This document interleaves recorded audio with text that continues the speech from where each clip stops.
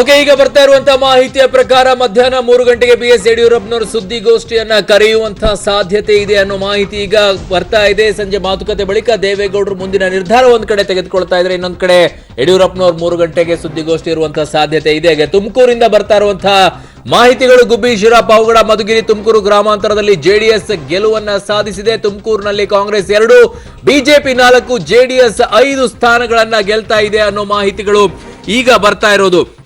ಕಳೆದ ಬಾರಿ ಏನಾಗಿತ್ತು ಅನ್ನೋದನ್ನು ಕೂಡ ಲೆಕ್ಕಾಚಾರಗಳನ್ನ ನಿಮ್ಮ ಮುಂದೆ ಇಡ್ತೀವಿ. ಕಳೆದ ಬಾರಿ ತುಮಕೂರಿನಲ್ಲಿ ಆಗಿರುವಂತಹ ಲೆಕ್ಕಾಚಾರಗಳಲ್ಲಿ 11 ಸೀಟ್ಗಳಲ್ಲಿ ಕಾಂಗ್ರೆಸ್ 4 ಇತ್ತು, ಬಿಜೆಪಿ 1 ಇತ್ತು, ಜೆಡಿಎಸ್ 5 ಇತ್ತು. ಆದ್ರೆ ಈಗ ಬರ್ತಾ ಇರುವಂತಹ ಮಾಹಿತಿಯ ಪ್ರಕಾರ ತುಮಕೂರಲ್ಲಿ ಕಾಂಗ್ರೆಸ್ ಎಷ್ಟು ಸೀಟ್ಗಳನ್ನ ಪಡೆದಿದೆ ಅನ್ನೋದನ್ನ ನೋಡೋಣ. ಆದ್ರೆ ಈಗ ಜೆಡಿಎಸ್ ನಲ್ಲಿ ಶುರುವಾಗಿದೆ ರಾಜಕೀಯ ಲೆಕ್ಕಾಚಾರ ಅನ್ನೋ ಮಾಹಿತಿ ಮತ್ತೊಂದಿಷ್ಟು ಬರ್ತಾ ಇದೆ.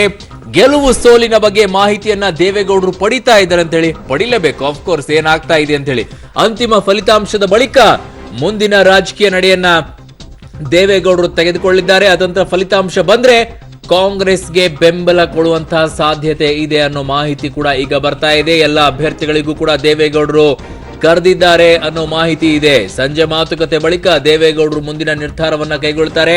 ಅವರ ಗೆದ್ದಿರುವಂತಹ ಶಾಸಕರ ಅಭಿಪ್ರಾಯವನ್ನ ಕೂಡ ಸಂಗ್ರಹಿಸ್ತಾರೆ. ಅದಾದ ನಂತರ ಏನ್ ಮಾಡಬೇಕು ಅನ್ನೋದನ್ನ ತಗೊಳ್ತಾರೆ. ಆದ್ರೆ ಜೆಡಿಎಸ್ ವಲಯದಲ್ಲಿ ಶುರುವಾಗಿರೋದು ಗೆಲುವು ಇನ್ನ ಲೆಕ್ಕಾಚಾರಗಳು, ಏನ್ ಮಾಡಬೇಕು ಏನಿಲ್ಲ ಅನ್ನೋದ್ರ ಬಗ್ಗೆ ಲೆಕ್ಕಾಚಾರಗಳು ಶುರುವಾಗಿದೆ. ಅತಂತ್ರ ಬಂದ್ರೆ ಯಾರ ಕೈ ಹಿಡಿಬೇಕು ಅನ್ನೋದ್ರ ಬಗ್ಗೆ ಮಾತುಕತೆ ನಡೀತಾ ಇದೆ. ಮುಂದಿನ ರಾಜಕೀಯ ನಡೆಯನ್ನ ಅಂತಿಮ ಫಲಿತಾಂಶದ ಬಳಿಕ ದೇವೇಗೌಡರು ಕೈಗೊಳ್ಳಲಿದ್ದಾರೆ. ಅತಂತ್ರ ಫಲಿತಾಂಶ ಬಂದ್ರೆ ಕಾಂಗ್ರೆಸ್ ಜೊತೆಗೆ ಕೈ ಹಿಡಿಯುವಂತಹ ಸಾಧ್ಯತೆನೆ ತುಂಬಾ ಹೆಚ್ಚಾಗಿದೆ ಅನ್ನೋ ಮಾಹಿತಿ ಕೂಡ ಬರ್ತಾ ಇದೆ. ಎಲ್ಲ ಅಭ್ಯರ್ಥಿಗಳಿಗೂ ಕೂಡ ದೇವೇಗೌಡರು ಈಗ ಬುಲಾವ್ ಮಾಡಿದ್ದಾರೆ.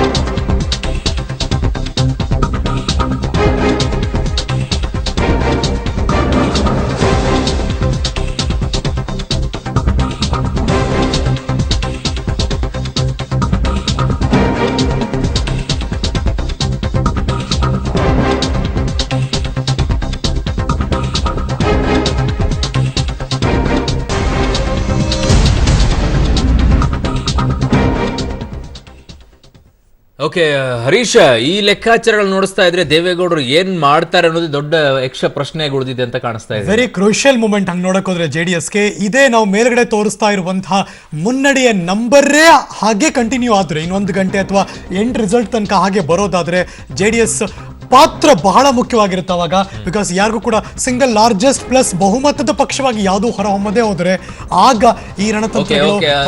ಈಗ ಬರ್ತಾ ಇರೋ ಲೆಕ್ಕಾಚಾರ ಪ್ರಕಾರ ಅತಂತ್ರ ಫಲಿತಾಂಶ ಬಂದ್ರೆ ಸಮ್ಮಿಶ್ರ ಸರ್ಕಾರ ರಚನೆ ಈಗ ಚಿಂತನೆ ನಡೀತಾ ಇದೆ ಅಂತೆ. Yes, exactly. ರಾಜ್ಯದಲ್ಲಿ ಸಮ್ಮಿಶ್ರ ಸರ್ಕಾರ ರಚನೆ ಆದ್ರೆ ಜೆಡಿಎಸ್ಗೆ ಸಿಎಂ ಸ್ಥಾನ ಯಾರು ಕೊಡ್ತಾರೆ?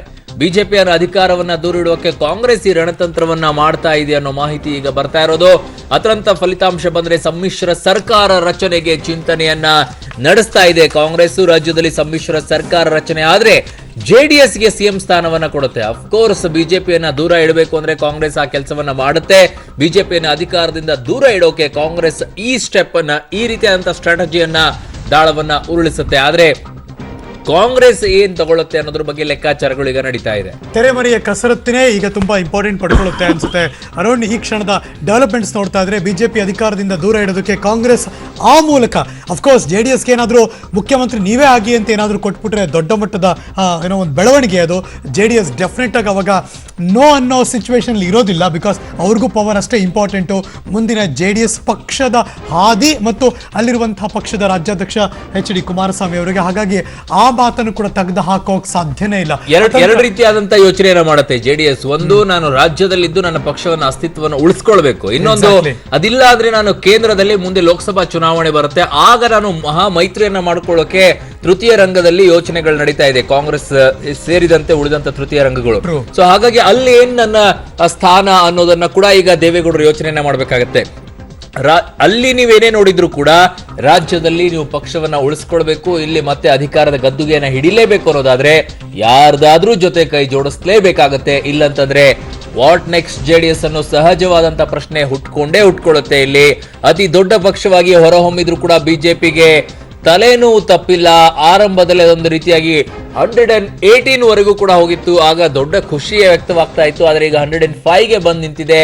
ಯಾವುದೇ ಕಾರಣಕ್ಕೂ ಕೂಡ ಸರ್ಕಾರ ರಚನೆ ಕೈ ತಪ್ಪದಂತೆ ನೋಡಿಕೊಳ್ಳಿ ಅನ್ನೋ ಮೆಸೇಜ್ ಅನ್ನ ಕೂಡ ಈಗ ಬಂದಿದೆ. ಬಿಬಿಎಂಪಿಯಲ್ಲಿ ಆದಂತ ಎಡವಟ್ಟನ್ನ ಮತ್ತೆ ಮರುಕಳಿಸಬೇಡಿ ಅನ್ನೋ ಮೆಸೇಜ್ ಈಗ ಪಾಸ್ ಆಗಿದೆ.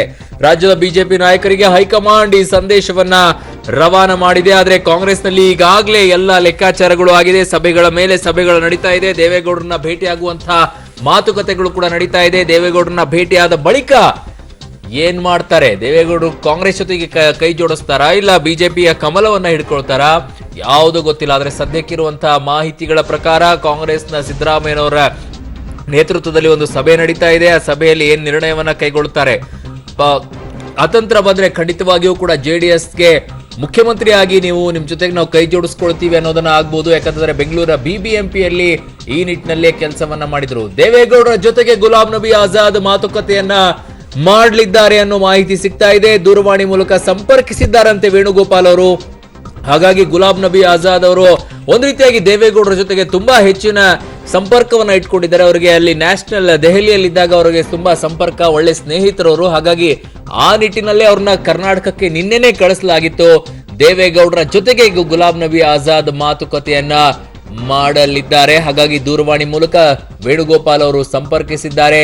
ಈಗ ಏನಾಗುತ್ತೆ, ಯಾವ ಗಾಳ ಉಲಿಸ್ತಾರೆ? ಜೆಡಿಎಸ್ ಜೊತೆ ಸರ್ಕಾರ ರಚನೆಗೆ ಸೋನಿಯಾ ಗಾಂಧಿ ಒಲವನ್ನ ತೋರಿಸಿದ್ದಾರೆ. ಆದ್ರೆ ದೇವೇಗೌಡರು ಸೋನಿಯಾ ಗಾಂಧಿ ಅವರ ಜೊತೆಗೆ ಚೆನ್ನಾಗಿಲ್ಲ ರಿಲೇಶನ್ಶಿಪ್ ಅನ್ನೋದನ್ನ ಕೂಡ ಕುಮಾರಸ್ವಾಮಿ ಅವರು ನಮ್ಮ ಜೊತೆಗೆ ಸಂದರ್ಶನದಲ್ಲಿ ಸ್ಪಷ್ಟಪಡಿಸಿದ್ರು. ಹಾಗಾಗಿನೇ ಗುಲಾಂ ನಬಿ ಆಜಾದ್ ಅವ್ರನ್ನ ಈಗ ಮುಂದೆ ಕಳಿಸಿರೋದು. ಆರಂಭದಲ್ಲೇ ಅತಂತ್ರ ಬರುತ್ತೆ ಅನ್ನೋ ಸೂಚನೆ ಏನಾದ್ರೂ ಸಿಕ್ಕಿತ್ತಾ ಅಂತ ಆ ನಿಟ್ಟಿನಲ್ಲಿ ಗುಲಾಂ ನಬಿ ಆಜಾದ್ ಅವರು ಬೆಂಗಳೂರಿಗೆ ಆಗಮಿಸಿ ಇಲ್ಲೇ ಉಳ್ಕೊಂಡಿದ್ರ. ಆ ನಿಟ್ಟಿನಲ್ಲಿ ಈಗ ಸಭೆಗಳ ಮೇಲೆ ಸಭೆಗಳು ನಡೀತಾ ಇದೆ. ದೇವೇಗೌಡರನ್ನ ಕೂಡ ದೂರವಾಣಿ ಮೂಲಕ ಸಂಪರ್ಕಿಸಿದ್ದಾರೆ. ಏನಾಗುತ್ತೆ ಅನ್ನೋದು ದೊಡ್ಡ ರೀತಿಯಾದಂತಹ ಡೊಂಬರಾಟ ಶುರುವಾಗಿದೆ. ರಾಜ್ಯದಲ್ಲಿ ಅತಂತ್ರ ಸ್ಥಿತಿ ನಿರ್ಮಾಣವಾಗುವ ಎಲ್ಲ ಲಕ್ಷಣಗಳು ಸದ್ಯಕ್ಕಿರುವಂತಹ ಮ್ಯಾಥಮೆಟಿಕ್ಸ್ ಲೆಕ್ಕಾಚಾರದ ಪ್ರಕಾರ ಕಂಡು ಬರ್ತಾ ಇದೆ. ಯಾಕೆ ಹರೀಶ್? ಖಂಡಿತವಾಗ್ಲೂ ಹೌದು. ಬಿಕಾಸ್ ಈಗ ಅದೇ ತುಂಬ ಕ್ರೂಷಿಯಲ್ಲು. ಅಂದರೆ ಸರ್ಕಾರ ಯಾವುದೇ ಹಂತದಲ್ಲೂ ಕೂಡ ಕೈ ತಪ್ಪಬಾರದು. ಒಂಚೂರು ಹಿಂದೆ ಮುಂದೆ ಆದರೂ ಕೂಡ ಹೆಂಗೆ ಬೃಹತ್ ಬೆಂಗಳೂರು ಮಹಾನಗರ ಪಾಲಿಕೆ ಕೈ ತಪ್ಪೋ ಬಿಜೆಪಿಯಿಂದ ಒಂದು ಸಣ್ಣ ಎಡವಟ್ಟಿನ ಮೂಲಕ, ಒಂದು ಸಣ್ಣ ರಾಂಗ್ ಮೂವ್ ಮೂಲಕ ಅದು ಈ ಸರ್ ಆಗಬಾರ್ದು. ಇಲ್ಲಾಂದ್ರೆ ಇನ್ನೂ 5 ವರ್ಷ ಕಾಯಬೇಕು ಒನ್ಸ್ ಅಗೇನ್ ಅಧಿಕಾರ ಹಿಡಿಬೇಕಾದ್ರೆ. ಹೀಗಾಗಿನೇ ಬಹಳ ಮುತುವರ್ಜಿ ವಹಿಸಿದ್ದಾರೆ ಎರಡೂ ರಾಷ್ಟ್ರೀಯ ಪಕ್ಷಗಳು ಕೂಡ. ಹಂಗೆ ನೋಡಕ್ ಹೋದ್ರೆ ಸೇಮ್ ಮೆಸೇಜ್ ಕಾಂಗ್ರೆಸ್ಗೂ ಕೊಡ್ತಾರೆ. ಯಾಕಂದ್ರೆ ಗೋವಾದಲ್ಲಿ ಕಾಂಗ್ರೆಸ್ ಎಡವಿ ಬಿಡ್ತು. ಎಡವಿದ್ದಕ್ಕೆ ಬಿಜೆಪಿಯಲ್ಲಿ ಸರ್ಕಾರ ಮಾಡೋ ಹಾಗಾಯ್ತು. ಸೇಮ್ ಮೆಸೇಜ್ ಕಾಂಗ್ರೆಸ್ಗೂ ಬರುತ್ತೆ, ಸೇಮ್ ಮೆಸೇಜ್ ಕೂಡ ಬಿಜೆಪಿಗೆ ಬರುತ್ತೆ. ಬಿಬಿಎಂಪಿಯಲ್ಲಿ ಆಗಿದ್ದು ಅನ್ಲೆಸ್ ಅಂಟಿಲ್ ಆ ಮೇಲ್ಗಡೆ ಇರುವಂತಹ ಲಿಸ್ಟ್ ಅಲ್ಲಿ 105ಕ್ಕೆ ಏನಾದ್ರೂ ಒಂದು 7 ಆಡ್ ಆಗಿಬಿಟ್ಟರೆ ಅಥವಾ 5+6 ಆಡ್ ಆದ್ರೂ ಕೂಡ ಈ ಟೆನ್ಷನ್ಸ್ ಇರಲ್ಲ ಕರ್ನಾಟಕದಲ್ಲಿ.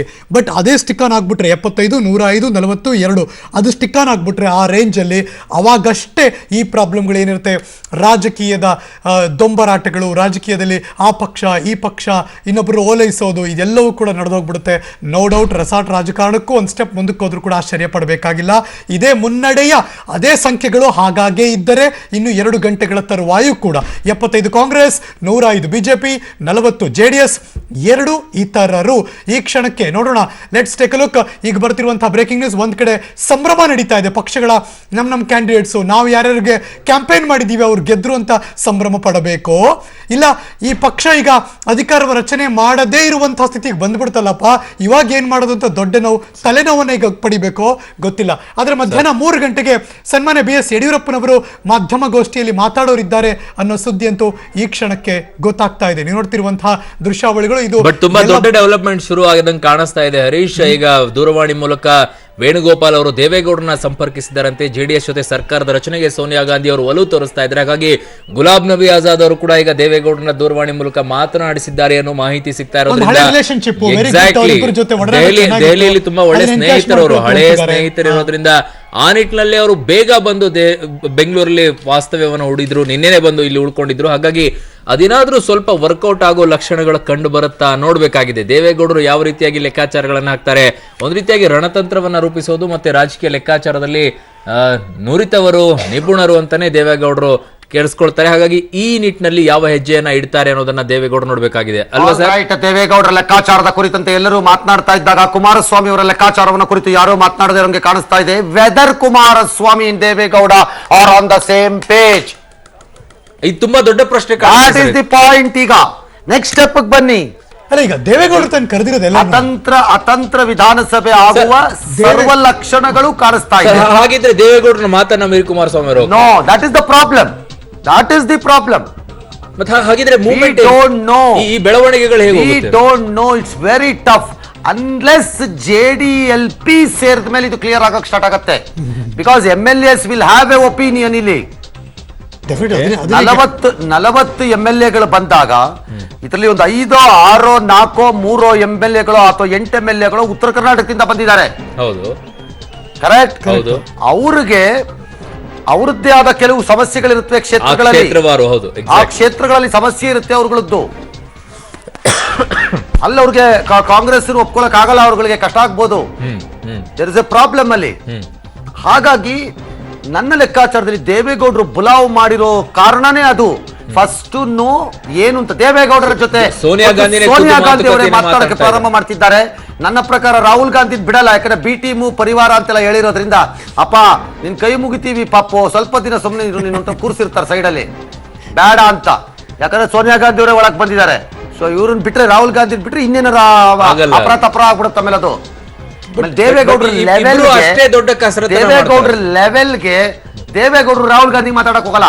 ಅಧ್ಯಕ್ಷ ಇರ್ಬೋದು, ಬಿಡಪ್ಪ ಇರ್ಲಿ ಮಾತಾಡೋರು ಅಂತ ಹೇಳ್ತಾರೆ ಆಮೇಲೆ ಅಷ್ಟೇ. ಈಗ ದೇವೇಗೌಡರು ಡಿಕ್ಟೇಟಿಂಗ್ ಪೊಸಿಷನ್ ಮೂವ್ ಆಗ್ತಾರೆ. ಹೇಳಿದಂಗೆ ಆಗ್ಬೋದು, ಕೇಳ್ಕೊಳ್ಳೋ ಪೊಸಿಷನ್ ಅಲ್ಲ, ಡಿಕ್ಟೇಟಿಂಗ್ ಪೊಸಿಷನ್ ಬಂದ್ಬಿಡ್ತಾರೆ ಈಗ ಅವರು ಡಿಮಾಂಡ್ ಅಲ್ಲಿ. ಹಾಗಾಗಿ the trouble is for JDS ಕಿಲಿ. ಕುಮಾರಸ್ವಾಮಿ ಮತ್ತು ದೇವೇಗೌಡರು ಒಂದೇ ಪುಟದ ಪುಸ್ತಕದ 2 ಹಾಳೆಗಳ ಜೊತೆಗೆ ಬಂದ್ಬಿಟ್ರೆ ಓಕೆ, ಬರದಿದ್ದರೆ ಟ್ರಬಲ್.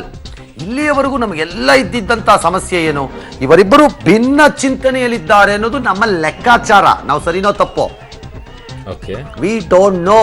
ಅದು ಸೆಟ್ಲ್ ಆಗಬೇಕು, ನಂಬರ್ 1.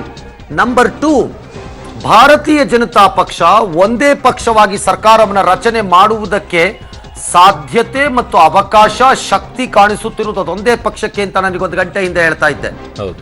ಈಗ ಆ ಶಕ್ತಿ ಕ್ಷೀಣಿಸಕ್ ಸ್ಟಾರ್ಟ್ ಆಗ್ತಾ ಇದೆ. ಇನ್ನು ಬಿದ್ದೋಗಿದೆ ಅಂತ ಹೇಳ್ತಾ ಇಲ್ಲ ನಾನು ಇನ್ನೂ ಬಿದ್ದೋಯ್ತು ಅಂತ ಹೇಳಕ್ ರೆಡಿ ಇಲ್ಲ.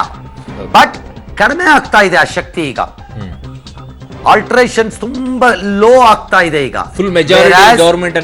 ನೀವು ನೋಡಿದ್ರೆ ಕಾಂಗ್ರೆಸ್ ಹ್ಯಾಸ್ ಪಿಕ್ಡ್ ಅಪ್. 60ರ ಆಸುಪಾಸಿನಲ್ಲಿ ಮಕಾಡೆ ಮಲಕೊಂಡಿದ್ದ ಕಾಂಗ್ರೆಸ್ 78ರ ಆಸುಪಾಸಿಗೆ ಹೋಗಿ ನಿಂತ್ಕೊಂಡ್ಬಿಟ್ಟಿದೆ. ಎಕ್ಸಾಕ್ಟ್ಲಿ. ಮತ್ತೆ JDS 40, 42, 46ರ ಆಸುಪಾಸಲ್ಲಿ ಇದ್ದಿದ್ದು 38ಕ್ಕೆ ನಿಂತ್ಕೊಂಡಿದೆ. ಸೊ ದೇರ್ ಇಸ್ 104 ಇಳಿದಿದ್ದಾರೆ ಈಗ ಬಿಜೆಪಿ ಅವರು ಸಂಖ್ಯಾಬಲ. ಈಗಲಿ ಮುನ್ನಡೆ ಮತ್ತು ಗೆದ್ದಿರೋದು 2 ಸೇರಿಸಿ ನಾವು ಹೇಳ್ತಾ ಇರೋದು 8 ಜನ ಬೇಕು. 8 ಬೇಕು. 8ರಲ್ಲಿ 2 ಅದರ್ಸ್ ಅವ್ರ ಕಡೆ ಸೇರ್ಕೊಂಡ್ಬಿಟ್ರುವೆ 106 ಆಗತ್ತೆ. ಇನ್ನು 6 ಬೇಕು. 6ನೆಲ್ಲಿಂದ ತರ್ತೀರಿ. Okay, this is the problem. ಈಗ ವಿಪರೀತವಾದ ಇನ್ನಿತರ ಮ್ಯಾಥಮೆಟಿಕ್ಸ್, ಲೆಕ್ಕಾಚಾರ, ಗಣಿತ ಸ್ಟಾರ್ಟ್ ಆಗ್ಬಿಡುತ್ತೆ. JDS ನಲ್ಲಿ ಕಾಂಗ್ರೆಸ್ ಜೊತೆ ಹೋಗಲು ಮನಸ್ಸಿಲ್ಲದ ಶಾಸಕರ ತೀರ್ಮಾನಗಳು ಏನು, ಯಾವ ರೀತಿ ಮಾಡ್ತಾರೆ, whether they are ready or not ready. Number 1. Number 2, ಕಾಂಗ್ರೆಸ್ನವರು ಪುಕ್ಕಟ್ಟೆ ಫೋನ್ ಮಾಡೋದು ಸುಲಭ. 8 ರೂಪಾಯೋ 10 ರೂಪಾಯೋ ಖರ್ಚು ಅಲ್ಲ. ಈಗ ಅದು ಫ್ರೀ ಇದೆ ಸರ್, ಅದು ಫ್ರೀ ಇದೆ. Mobile free. ಯಾಕೆ ಫ್ರೀ ಅಲ್ಲ? ಮಂತ್ಲಿ ಅಷ್ಟೇ ಬಿಲ್ ಅಲ್ಲ ಸರ್. ಸೋನಿಯಾ ಗಾಂಧಿ ಫ್ರೀ ಕೊಡ್ತಾರಾ? ಅನ್ಲಿಮಿಟೆಡ್ ಅಲ್ಲ sir. All right, yes. Receiving ದೇವೇಗೌಡರು ಫ್ರೀ ಮಾಡಿದವ್ರು ಸೋನಿಯಾ ಗಾಂಧಿ ಕಾಸು ಕೊಡ್ಬೇಕು. ಪುಕ್ಕಟೆ ಮಾಡಕ್ಕಾಗತ್ತಾ? ಆಗಲ್ಲ ಮಾಡಕ್ಕೆ. ಓಕೆ, ಸೋನಿಯಾ ಗಾಂಧಿ ಅವ್ರು ಫೋನ್ ಹಾಕ್ಬಿಟ್ಟು 10 ರೂಪಾಯಿಗೆ ಆಯ್ತು ಮಾಡ್ಬಿಡೋಣ ಅಂತ ಹೋಗಕ್ಕೆ ದೇವೇಗೌಡ್ರ ಕಳಕ ಬೀಜ ತಿಂತಿದ್ದಾರೆ ಅನ್ಕೊಂಡಿದ್ದೀರಿ. ಅಷ್ಟೊಂದು ಚೆನ್ನಾಗಿಲ್ಲ ಅಂತ. ಏನ್ ಚೆನ್ನಾಗಿದೆಯೋ ಇಲ್ವೋ, the next question will rise. ದೇವೇಗೌಡ್ರಿಗೆ ಬೇಕೋ ಬೇಡವೋ, ಬೇರೆಯವ್ರು ಕೇಳ್ತಾರೆ, ನಮ್ದೇನ್ ಹೇಳಿ ಅಂತಾರೆ. ಕರೆಕ್ಟ್. ಸುಮ್ನೆ ಪುಕ್ಕಟೆ ಬರಲ್ಲ ಈಗಲಿ. ಅವೆಲ್ಲ ಇತ್ಯರ್ಥ ಆಗಬೇಕು, ಅಷ್ಟು ಈಸಿ ಅಲ್ಲ ಅದು. 2 ಫೋನು, 1 ಫೋನು, 1/4 ಫೋನು, ಅರ್ಧ ಫೋನ್ ಬಂದು ಗುಲಾಮ್ ನಬಿ ಆಜಾದ್ ಇಳಿದ್ಬಿಟ್ಟು 2 ಸರಿ ಗೆಟ್ ತಕೊಂಡು ಒಳಗೋಗ್ಬಿಟ್ರೆ ಆಗಲ್ಲ ಅದು. Lot of other things. ನಂಗೆ ಪ್ರಶ್ನೆ ಕಾಡ್ತಾ ಇರೋದು ಇದರಲ್ಲಿ. ಓಕೆ, ಒಂದು ವಿರಾಮ ತಗೊಂಡ್ಬಿಡೋಣ ಸರ್. ಒಂದು ವಿರಾಮದ ನಂತರ ನನ್ನ ಪ್ರಶ್ನೆಯನ್ನ ಕೇಳಬೇಕು. ರಾಷ್ಟ್ರೀಯ ದೃಷ್ಟಿಯಿಂದ ದೇವೇಗೌಡರು ಯಾವ ನಿರ್ಧಾರವನ್ನ ಕೈಗೊಳ್ತಾರೆ ಮುಂದಿನ 2000 ಲೋಕಸಭಾ ಚುನಾವಣೆ? ಜೊತೆಗೆ ಇಲ್ಲಿ ಪಕ್ಷವನ್ನ ನಾನು ಭದ್ರವಾಗಿ ಇಟ್ಕೊಳ್ಬೇಕು ಅನ್ನೋದಕ್ಕೆ ಅಧಿಕಾರನೂ ಬೇಕಾಗುತ್ತೆ, ಪಕ್ಷ ಅಸ್ತಿತ್ವ ಮಾಡ್ಕೊಳ್ಳೋಕೆ ಅಥವಾ ಪಕ್ಷ ಬೆಳವಣಿಗೆಗೆ.